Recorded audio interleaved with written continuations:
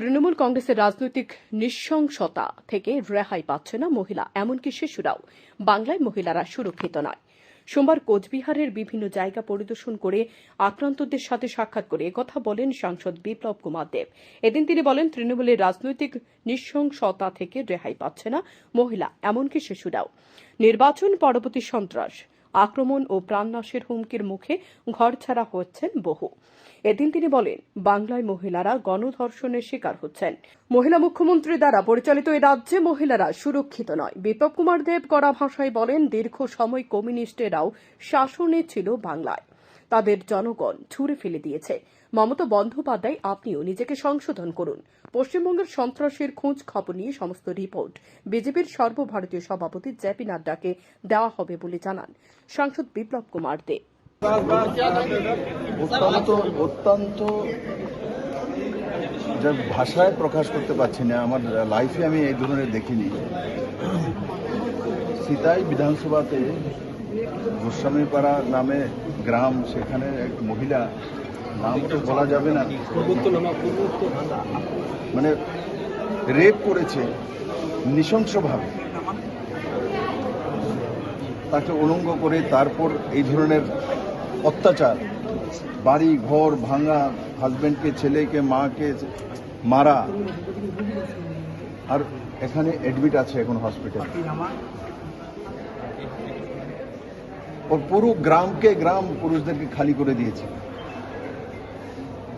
কেউ গ্রামের মধ্যে যেতে পারবে না। মহিলাদের উপরে শারীরিক নির্যাতনে ওপেনলি রেপ করছে। আজ পর্যন্ত এফআইআর হয়নি, অনলাইনে শুধু কমপ্লেন করতে পেরেছে। রেপ ভিক্টিমের এফআইআর হয় না। মহিলা মুখ্যমন্ত্রী এ কোন জগতে আছে? আর মমতা ব্যানার্জি সংবিধান নিয়ে দৌড়ায় দিল্লিতে। আমি ওনাকে এখান থেকে আহ্বান করছি, আসুন মমতা ব্যানার্জি, যদি হিম্মত থাকে আপনি আসুন, এই মহিলাকে দেখে যান। রাখাল করে নাম তৃণমূলের নেতা, এর নেতৃত্বে হয়েছে, এবং মহিলা শিডিউল কাস্ট, অনুসূচিত জাতি, একটা মহিলা মুখ্যমন্ত্রীর আন্ডারে লাগাতার সে কন্টিনিউ চলছে।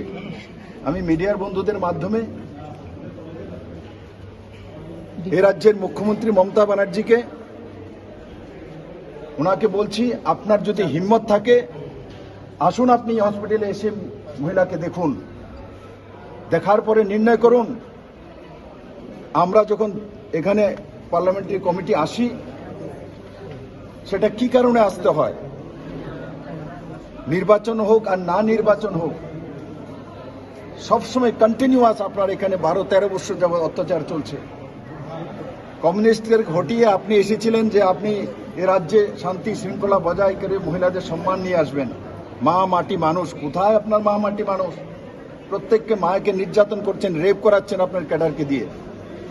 ভারতীয় জনতা পার্টির নেতৃত্বকে আমরা তার রিপোর্ট দেব মাননীয় জেপি নাড্ডাজিকে, এবং তার জন্য ভারতীয় জনতা পার্টির এক নেতৃত্ব, এক কার্যকর্তা সমস্ত শক্তি লাগিয়ে মায়েদের ইজ্জত রক্ষা করার জন্য, বাংলার ইজ্জত রক্ষা করার জন্য আমাদের সঙ্গে সমস্ত ভারতবাসীকে নিয়ে, ভারতীয় জনতা পার্টি এক কার্যকর্তাদের নিয়ে আমরা শেষ দেখব।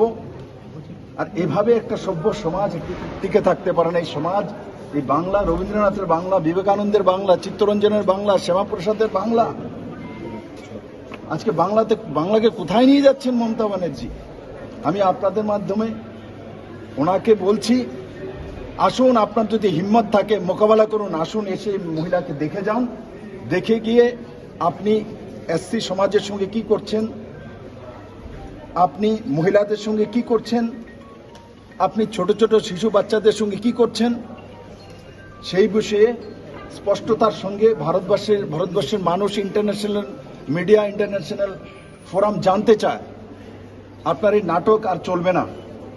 আমরা সেই বিষয়ে নিশ্চিত জেপি নাড্ডাজিকে সমস্ত রিপোর্ট দেব, আর তার মধ্যে নিশ্চিত কারবাই করব। Bureau report, news daily Bharat.